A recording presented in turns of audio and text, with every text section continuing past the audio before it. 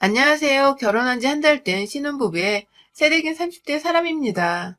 결혼하신 분들은 모두 상견례의 떨림과 긴장, 그 기분을 알고 계시죠? 뭔가 더 잘했어야 했나 싶은 후회와 더 잘할 수 있었다는 아쉬움이 반반인 가운데에서 천당과 지옥으로 오가면서 시어머니께 농락을 당했다가 결국 결혼을 했고, 결국 엿 제대로 먹인 사연을 공유해드리려 해요. 저와 남편은 학원에서 학생들을 가리키는 강사 커플입니다. 저희가 처음 만난 곳은 함께 근무를 했던 어느 한 대형 학원이었어요. 그곳의 원장님은 오랫동안 싱글이셨는데 그 때문인지는 모르겠으나 사내에서 연애를 하거나 커플이 생기는 꼴을 절대로 가만 보지 못하셨었어요. 실제로 비밀 연애를 해서 선생님들만 아는 사이 커플이었음에도 불구하고 여러 번 일방적인 해고를 당한 선생님들이 계셨었고, 원장님이 사내 왕따를 조장해서 거의 혼자 밥 먹고 혼자 지내다가 결국 수업 배치도 제대로 받지 못한 채 겉돌다 그만둔 분들도 계셨습니다. 이런 상황이라 저도 쉽사리 원장님 말씀에 거역하려 하는 생각을 못했었고, 무조건 학원 규칙에 복종하면서 나는 내 커리어만 잘 쌓는 선생이 되고자 다짐을 해왔었죠. 연애를 했어도 학원 밖에서 친구들의 소개로 어쩌다 연애를 해왔고, 연애를 해도 일이 너무 바쁘고 1년 내내 남들 퇴근하는 시간에 저는 학원에서 계속 학생들 강의하고 참석하고 상담하다 새벽이면 퇴근을 하는 직업이었던지라 연애가 그리 오래가지를 못했습니다. 일방적으로 퇴짜를 맞았다고 표현을 하는 게 더 정확하겠네요. 그러다가 30 되던 그 해에 제 심경에 정말 많은 변화가 있었습니다. 바로 학원 내에서 동료로 남편을 만나게 된 것이었습니다. 남녀가 어떻게 서로 눈이 맞고 사랑에 빠지는지는 하늘만 아는 일이라 생각이 들었어요. 남편과 알게 되면서 더욱 뼈저리게 느꼈던 것 같습니다. 늘 마음을 다잡고 일하던 저조차도 정말 한순간에 그 사람에게 사랑에 빠져버리고 말았으니까요. 그날도 아주 평범하게 출근했는데 웬 처음 보는 선생님께서 제 대각선 방향의 자리에 앉아 계시더라고요.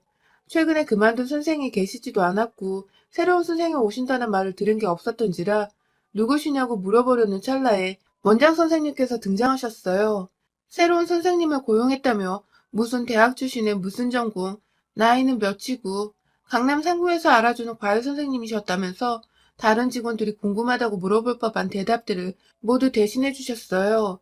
그 바람에 일부는 20대 초반처럼 생겼는데 벌써 내일 모레 30이라며 저보다 3살 어렸던 남편의 외모에 놀라있고, 저는 저대로 절 자꾸 쳐다보면서 눈이 마주쳤던 남편과 찌릿찌릿한 감정을 느꼈었죠. 그땐 그게 좋아하는 감정의 시작인 줄도 몰랐고, 그냥 왜 저렇게 저 사람은 나와 눈이 마주칠까 싶어서 나 좋아한다는 착각에 빠지지 않으려고 부단히도 제 마음을 다잡았답니다. 그렇게 한동안도 계속 마주치면 인사만 주고받던 사이였는데 저희 두 사람이 아주 완전히 가까워진 계기가 있었습니다. 강의를 마치고 집에 가려 차에 타려 하는데 뒤에서 남편이 저를 부르더라고요. 출근길에 차가 고장나서 수리점에 맡기느라 퇴근길에 차 탈 생각을 못했다면서 집이 가까우면 태워주고 멀면 제 집 근처에 있는 아무 숙박시설에 묵을 테니 가는 길에 호텔이나 모텔이 보이면 세워달라더군요. 아리송한 마음이 든 채 집이 어디냐고 했더니 완전히 저와는 다른 방향이었어요. 제가 아무리 호감이 있어서 호의를 베풀어주고 싶어도 그 새벽에 집 반대 방향까지 남자를 바래다주고 퇴근을 하려니 앞이 깜깜하더라고요. 그래서 사과를 하며 솔직하게 못 데려다 준다고 돈 줄 테니 택시를 잡으라고 지갑을 꺼내드는데 무작정 제 차 안에 타버린 남편. 그리고 남편은 그날 남편이 잘 수 있도록 숙박시설을 찾아주려는 제게 뜬금없이 고백을 했더랍니다. 같이 있을 시간이 너무 없어서 이 방법밖에 없었다던 남편은 그렇게 차 안에서 고백을 하고는 생각한 뒤에 답을 달라는 말과 함께 또 무작정 자기 마음대로 어느 도로변에 있는 차에서 내려버렸어요. 정말 황당했지만 기분이 나쁘진 않았어요. 나보다 어린 연하한테 대시를 받아본 건 처음이었고, 왠지 나도 좋아하는 것 같다고 느꼈던 상대가 진짜로 날 좋아한다고 하니 가슴이 찌릿찌릿했죠. 하지만 사내 연애가 들키면 직장에서 잘릴지도 모른다는 생각에 거의 3달을 답도 주지 않은 채 일부러 남편을 피해 다녔습니다. 여러 번 눈도 마주치고 눈이 마주쳐도 어색해하며 피하기를 3달. 이건 뭐 썸인지 뭔지 서로 좋아하는 거 뻔히 아는데도 피하기만 하는 상황이 전쟁터보다 더 갸륵하고 불쌍한 지경이었죠. 그러다 그해 수능이 끝나고 저희 선생님들이 다 같이 회식을 했는데요. 그날 바로 옆자리에서 술을 마시고 같이 취해서 같은 방향으로 택시를 같이 타버릴지 뭡니까? 알고 보니 남편은 그날 고백 후 제 집 근처로 집에서 독립해서 자취방까지 얻었더라고요. 그렇게 저희는 한 방향으로 택시 타고 가다가 후끈한 분위기 속에서 남편이 먼저 제게 스킨십을 해왔고, 다 큰 성인들이 오래도록 눈만 마주치며 알랑꼴랑 마음만 쓰고 있다가 그런 스킨십이 여러 번 오가니 결국 본능을 주체하지 못하고 제 자취집에서 그만 하룻밤을 제대로 보내버리고 말았습니다. 다행히 혼전 임신은 아니었지만 그날 후 내내 걱정했을 만큼 저희는 피임기고 하나 없이 집안에 들어가자마자 실오라기 하나 걸치지 않은 채 다 벗어버리고는 술 취해 잠이 오는 와중에도 좋아 죽겠다면서 새벽 내내 물고 빨고 아주 난리를 쳤네요. 그날을 시작으로 저희는 아주 뜨겁게 1년 반 정도 연애를 지속했습니다. 사내 연애인 걸 티 안 내려고 정말 조심히도 연애를 했어요.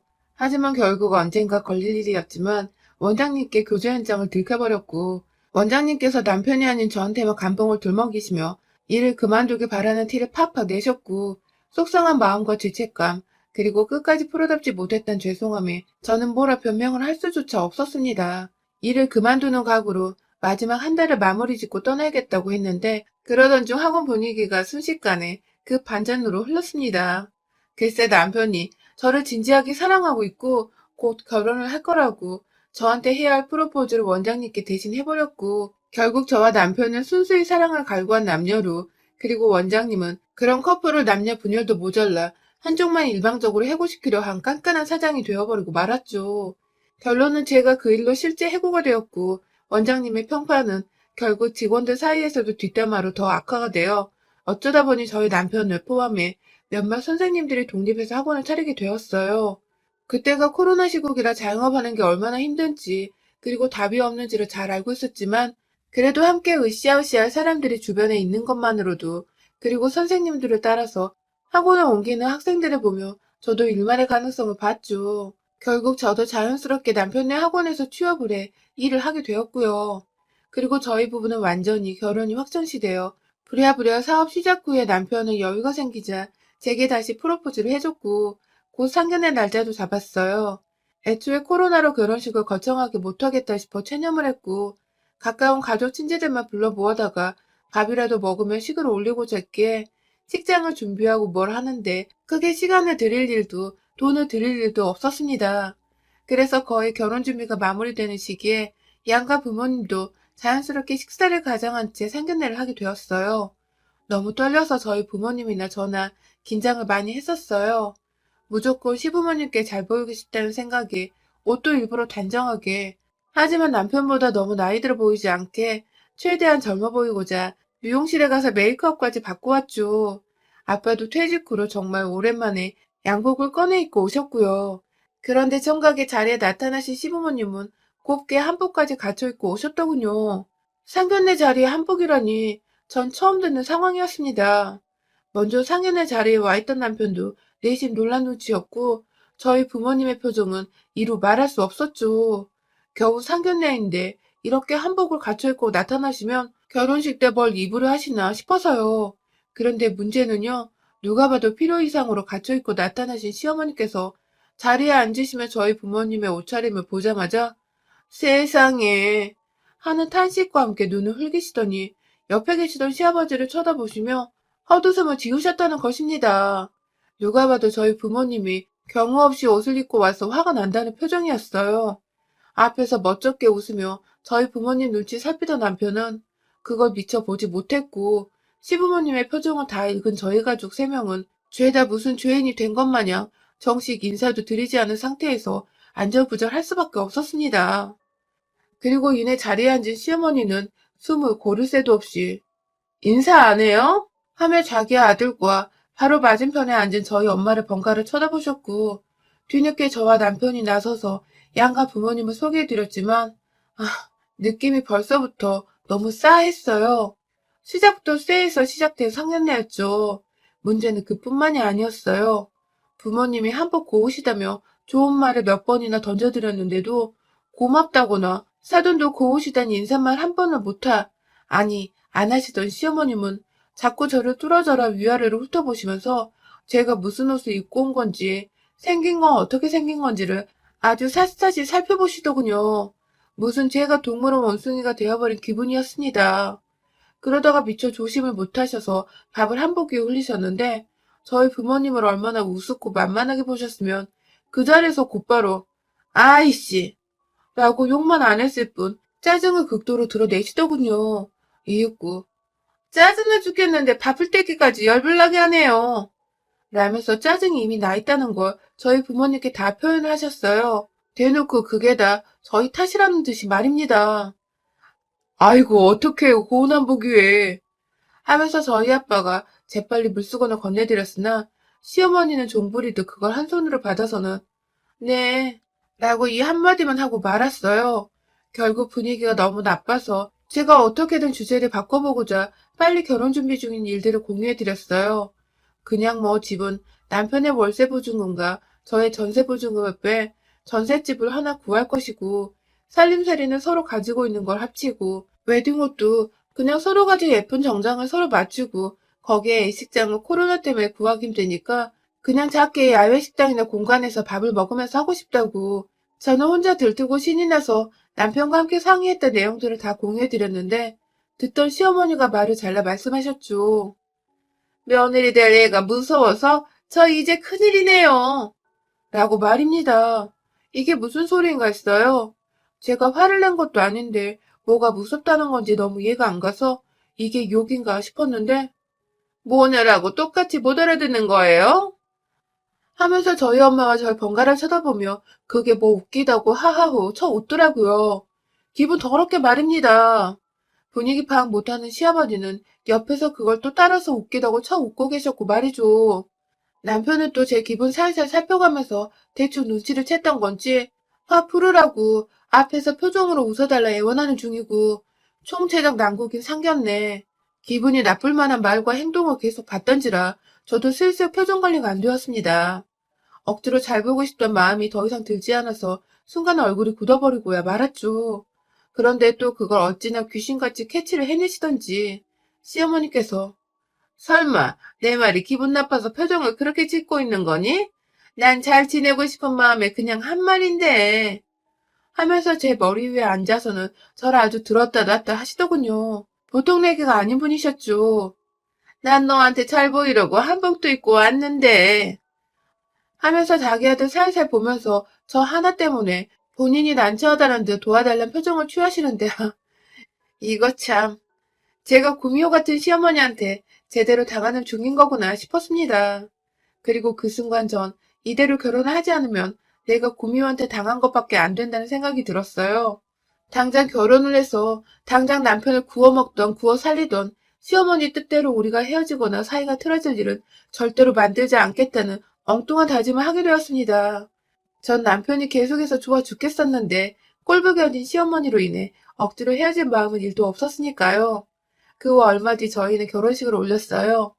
시어머니는 내내 결혼식장이 너무 초라하다고 굳이 이 시국의 사람들을 더 초대했어야 맞다면서 굳이 식장에 들어가려는 신부를 붙잡고 식장 타령을 계속해서 해대셨고 그 바람에 남편한테서 제대로 혼인하시고는 입을 꾹 다무셨어요.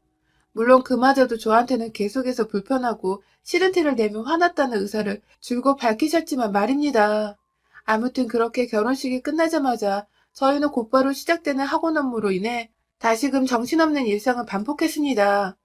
결혼한다고 맞춘 정장 드레스를 예쁘게 입으려고 다이어트를 살짝 했는데 곧장 시 끝나고 일 때문에 정신이 없다 보니 살이 무섭도록 빠져갔어요. 거의 40kg 중반까지 내려가서 신경 써가며 제 몸도 챙기던 때였죠. 신혼집은 학원 근처에다가 구했습니다. 제가 제 전세 보증금을 뺐기에 제 돈도 더 많이 들여서 구한 전셋집이었어요. 안에 채워놓은 가전들은 둘 다 미니멀을 지향하는 사람들이기도 했고 있던 것들만으로도 충분히 사는 게 가능했어서 따로 구입을 필요로 했던 침대 말고는 딱히 돈 나갈 일이 없었고 살면서 차근차근 서로의 취향에 맞는 것들을 사서 채워나가고자 했습니다. 둘 다 충분히 대화를 나누고 서로 동의를 해서 결정한 일들이었어요. 그런데 거의 전날 새벽까지 수업 준비로 날을 새고서 비몽사몽한 상태로 출근해서 일하던 중간에 학원 책상에서 1시간 정도 잤던 날 시어머니가 문자를 딱 하나 보내셨어요. 집 비밀번호 뭐야? 하고 말입니다. 어처구니가 없었죠. 딱 봐도 인터넷에서 흔히 보던 집을 무작정 찾아온 시어머니인데 문자를 씹어야 하나 어쩌나 막 혼란스러운 와중에 네 남편이 연락이 안 돼서 밖에서 기다린다 라고 문자 하나를 더 보내셨더라고요. 집 밖에서 무작정 기다리고 있다는 시어머님 말씀에 어쩔 수 없이 비밀번호를 알려드렸습니다.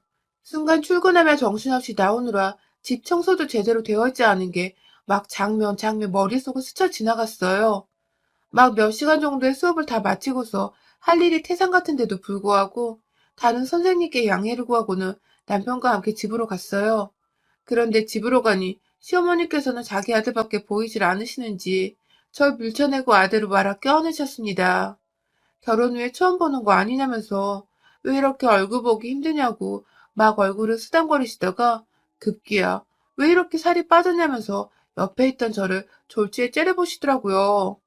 결혼 때보다 살이 빠졌으면 제가 몇 배를 더 빠진 상태였는데 말이죠. 끝까지 저와는 인사를 나누지 않으신 시어머니는 반찬이라며 이것저것 싸우셨다고 하시는데 보아하니 남편이 다 좋아라 하는 것들이더라고요. 그걸 굳이 1인분용으로 싸우셔서는 냉장고에 넣으시면서 자기 아들을 보며 어떻게 먹어야 한다고 설명을 하시는데 전 그 순간 그 공간에서 완전히 투명인간이 되어버린 기분이었습니다. 결국 남편이 알았어. 와이프랑 맛있게 먹을게.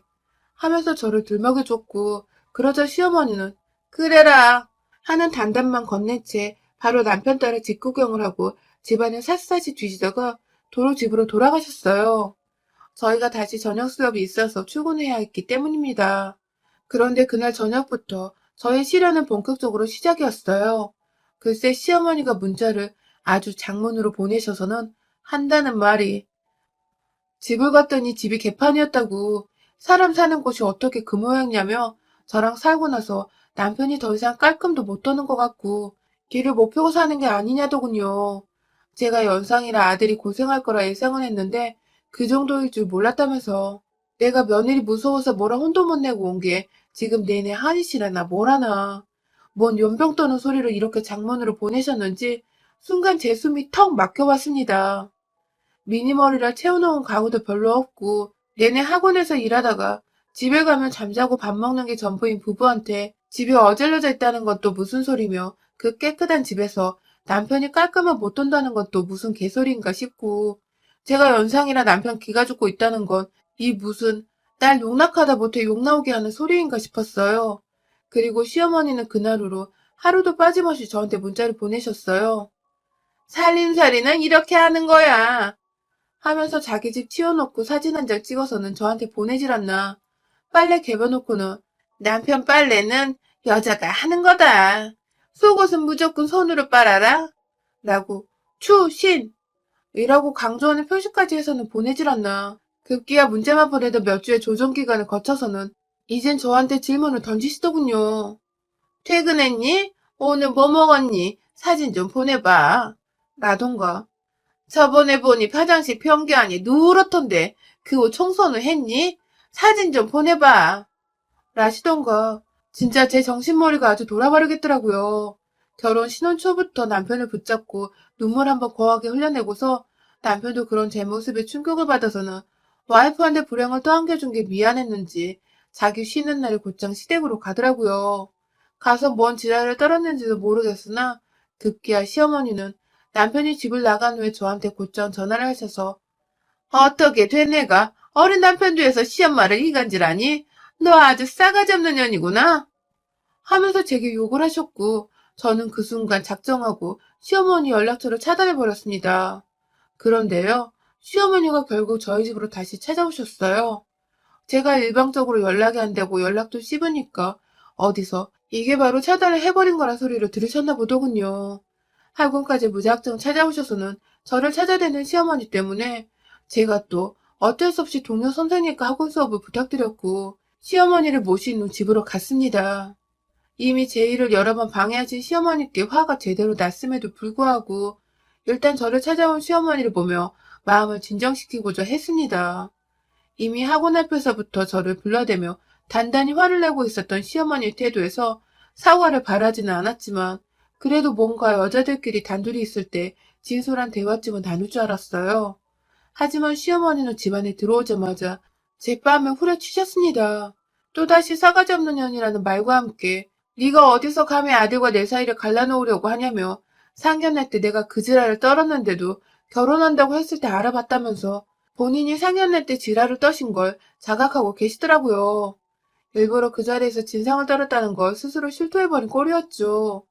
제가 연상에다가 직장도 뭐 학원 강사라고 하니 노후 보장도 없고 잘나 보이지도 않고 뭐 이것저것 마음에 들지 않으셨던 것 같은데 뺨까지 맞은 마당에 우리 엄마랑 아빠 앞에서 대놓고 엿먹였던 그 말과 행동들이 다 일부러 그랬었다는 사실을 알자 원래 싸가지 없는 년이었으면 그냥 넘어갔을 텐데 이건 도저히 그냥 무시할 수 없더라고요.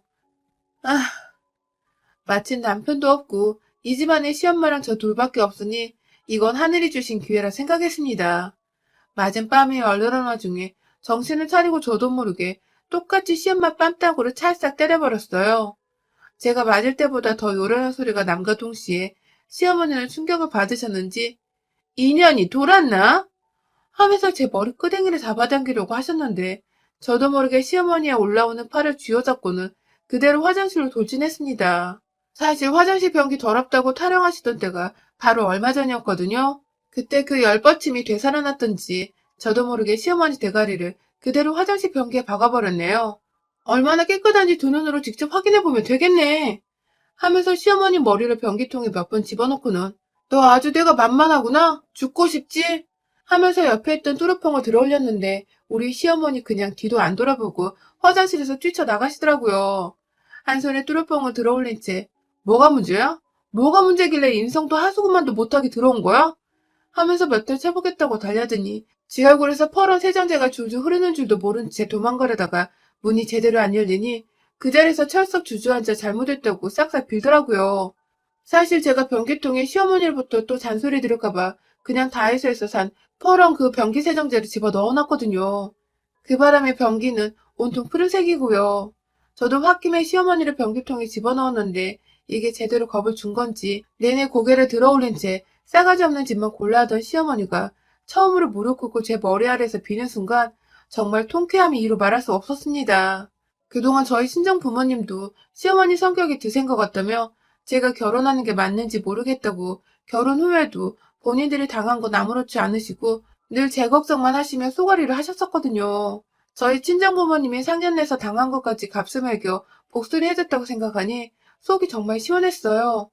다시는 얼굴 보고 싶지 않다고 손절을 안 하면 내 이혼에 당신의 파탄 원인으로 고소할 거라며 머리를 몇 번 쳐대니 연락 안 하겠다는 말과 함께 집을 떠나신 시어머님. 이게 다 결혼하고 한 달도 되지 않아 일어난 일이었습니다.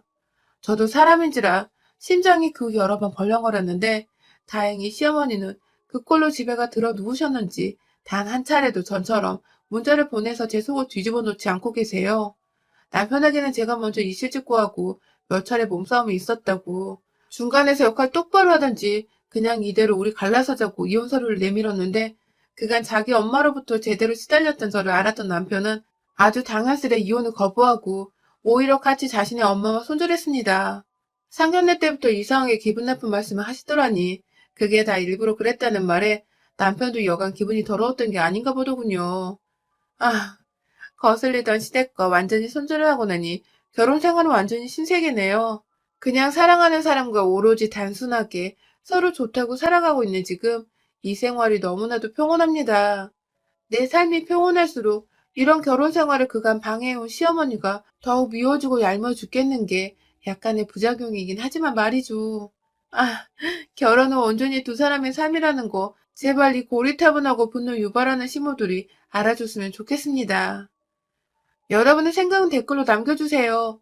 오늘도 시청해주셔서 정말 감사합니다.